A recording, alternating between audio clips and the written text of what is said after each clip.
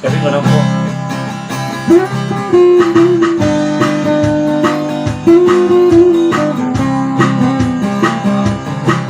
O tuni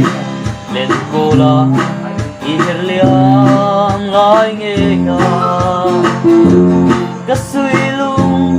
lên liang vui về thế thôi ta vui anh lên na so và em la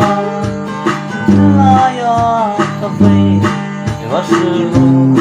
ở lúc thì thế xin cái nhà riêng giang tiền chế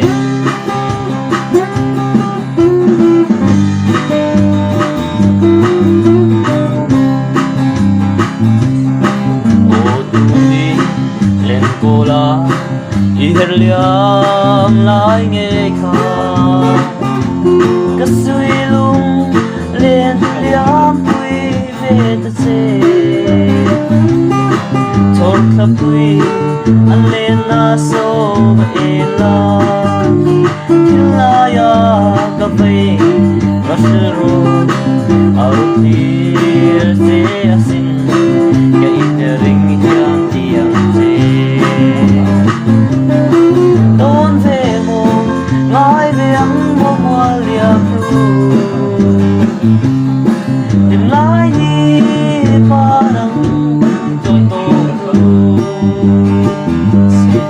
tìm lại ăn và thấy lên đi lúc tim tên vil ngân hoa mong nghe